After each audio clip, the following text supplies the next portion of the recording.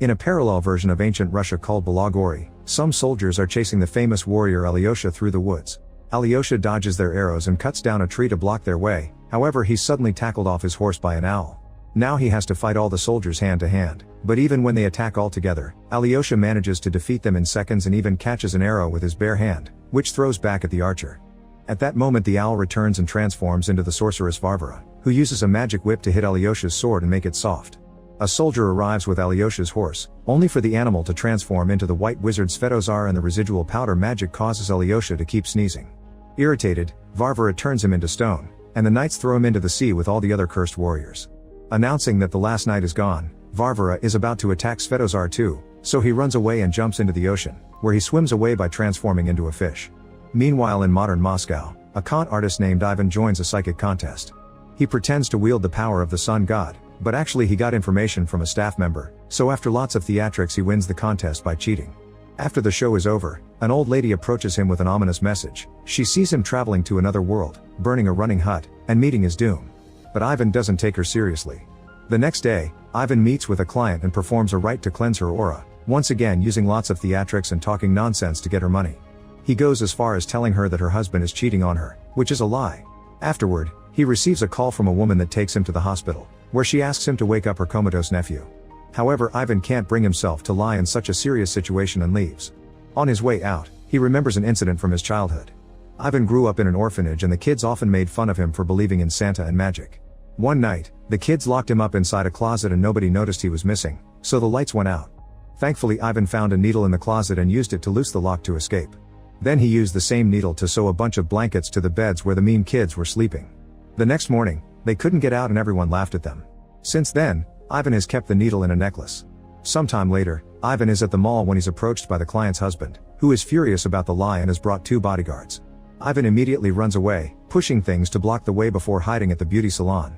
The bodyguards almost catch up to him, so Ivan runs into the locker room to make it to the pool, where he goes down a water slide. However, instead of landing in a pool, he finds himself in Balagori. Confused, Ivan looks inside the tree he came from and gets startled by Svetozar, who starts following him around. Getting annoyed, Ivan grabs a stick to hit him, but Svetozar transforms it into a full tree and even gives Ivan his very own tail. The wizard explains he brought Ivan here because he's the son of Muromets, a legendary warrior from Russian myths. Long time ago, Ivan's parents asked Svetozar to hide Ivan in another world, but now he had to bring him back because he's their only hope.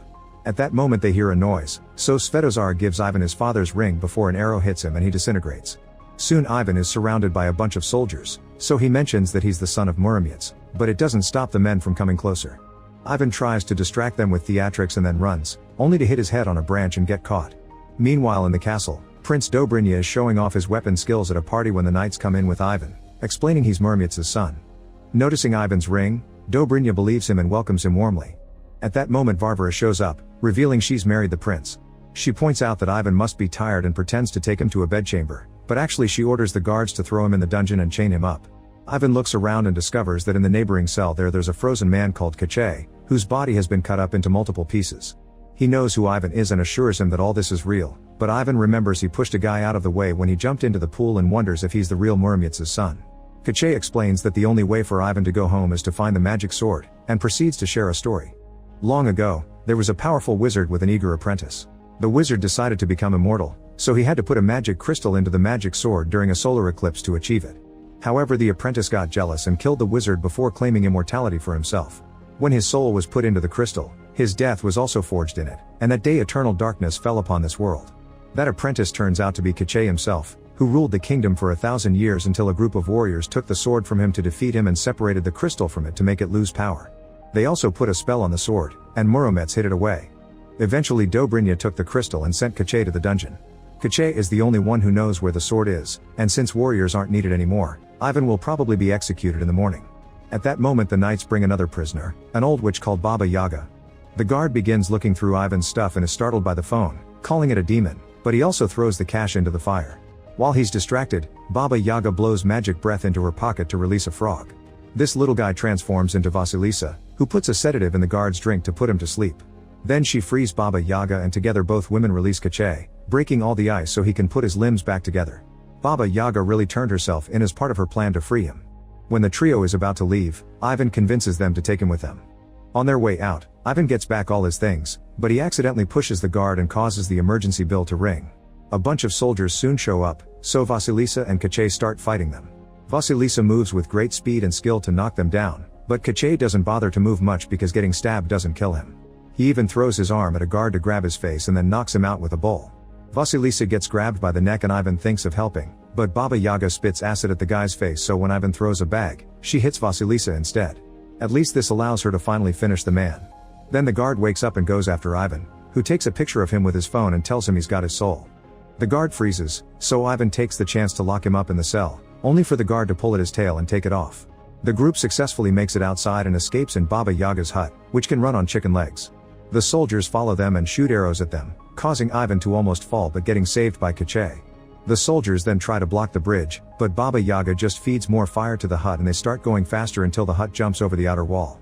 The chase continues in the forest as Varvara joins the soldiers by transforming into an owl, but Baba Yaga sees her and attacks her by sending a pot through the chimney. Varvara falls and the knights rush to help her, so the group escapes safely. The next morning, the house settles down in the middle of the forest, so Baba Yaga comes out floating in a big bucket. She asks Ivan to get her cauldron from the hut, but when he uses his lighter for better visibility, he accidentally starts a fire that only gets worse when he tries to stop it. He quickly warns the others, so Baba Yaga and Vasilisa come to save everything they can before the house runs away. This reminds Ivan of the prophecy the old lady told him in the city and he wonders if he'll really die here. A furious Baba Yaga assaults Ivan and threatens to eat him, but Kache stops her, explaining he's the only one who can find the magic sword. As they get ready to leave, Vasilisa gives Ivan a potion to counter any curse Baba Yaga may put on him. However, this is a prank, and when he drinks it, Ivan starts talking with strong sound waves that scare the birds and make Baba Yaga fall. Luckily she quickly cures him from it. Afterward the group starts heading to the White Mountains, where the magic sword is hidden. During the trip, Ivan takes lots of fun selfies together, but he also encounters weird flowers that try to capture him until Kache cuts them off. The group bonds and has a good time together, unaware that Varvara and her men are following them. When they enter the forest, one of the soldiers steps onto a magical plant and moss takes over his body until plants are growing out of it. Sometime later, the group stops at a swamp where a merman lives because they need to ask for safe passage through the Death River. Vasilisa sits near the swamp as bait, but when Vadianoi shows interest in her, his friend Lobster tells him that she's just a frog. Furious, Vadianoi attacks Vasilisa, so Ivan and Kache come to save her and negotiate. However, Baba Yaga knows it won't work, so she eats a magical apple to make her body appear to be younger. Vadianoi falls for Baba Yaga's flirting and accepts to guide the group, but first they need to fill Yaga's bucket with water for him. Shortly after the group leaves, Varvara arrives at the swamp and uses her magic to get information from the lobster. Then she shoots a magic arrow toward the palace, where it hits a guard and allows Varvara to possess him to give Dobrynya an update. Back to the group, they use Kache's arm as a hook to climb a hill, and after lots of walking, they enter a cave where a giant lives. They sneak around quietly, but suddenly Ivan's alarm rings, alerting the giant of their presence. Korshai tries to negotiate, but the giant pushes him away and starts attacking the group. Everyone runs to hide, but Vadianoi's bucket falls and now he's lost his water, so they must help him quickly. Ivan watches the enemy and realizes that the giant is female, which gives him an idea. He puts down his phone with music playing, then he starts dancing and flirting with the giant, who is very flattered and dances along. The rest of the group uses the chance to escape, and Ivan finishes the dance by gifting the giant flowers before joining the others. Moments later, they finally reach the Death River, which is full of piranhas. Vadianoi dives in to try to assert his dominance, only to emerge with the piranhas biting him. Since he's been gone for years, the river doesn't listen to him anymore. An argument ensues over how they're going to proceed and things are so tense they almost get violent, but Ivan calms them down. Vasilisa has lost all hope and leaves, so Kache explains to Ivan her issue. Some time ago, Varvara and Dobrynya were passing through Vasilisa's village, and when Dobrynya took interest in her, Varvara got so jealous that she cursed Vasilisa and her family into becoming frogs. She can only take human form now thanks to Baba Yaga, but they'll need the sword to save her family. Ivan goes after Vasilisa and hands her a cute little rabbit to make her smile, however Vasilisa notices the bunny's eyes glowing blue and quickly tosses it away. When she's about to kill it, the rabbit transforms into Varvara and tries to attack them with a magic sword. The duo dodges just in time and runs back to alert the others, but soon the soldiers surround them, so the group jumps into a well to escape. Baba Yaga starts a fire before jumping too, blocking the entrance behind her. In the water, Yaga loses the transformation and Vadianoi feels betrayed. However, the soldiers are trying to break the entrance to catch them, so Vadianoi agrees to keep on helping them.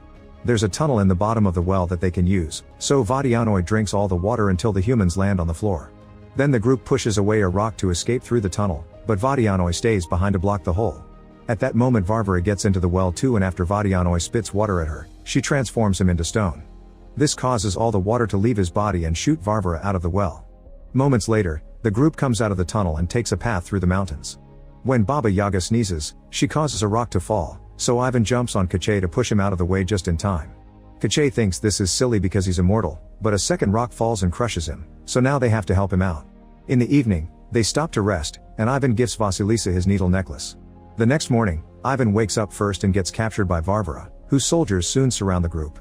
Varvara then uses her magic whip to throw Kache around, but when she tries to hurt Vasilisa too, she dodges it and accidentally falls off the cliff. The soldiers assume she died and leave with their new prisoners, but actually Ivan's necklace got stuck on a rock and now Vasilisa is holding onto it in her frog form. Ivan hears her croak and guesses the truth. After lots of traveling, Varvara takes the group to the White Mountains, where a bunch of weapons have been on the ground since the old days of war. Varvara orders Ivan to find the magic sword, so he looks around and picks one at random, only for the sword to break in his hand. He tries to run away, but Varvara corners with hits of her whip. Terrified, Ivan picks up another random sword and to everyone's shock, this one is the real deal. He immediately destroys Varvara's whip and sends her flying, accidentally cutting a rock in the process. Then he forces the soldiers to surrender before freeing his friends and giving the sword to Kache. At that moment Dobrynya arrives and reveals that he's been working with Varvara all along. In fact the witch has the magic crystal, so Kache exchanges the sword for it to get his soul back, but the crystal turns out to be a fake. Suddenly Vasilisa comes out of hiding and tackles Dobrynya, giving Ivan the chance to push the guards and grab the sword.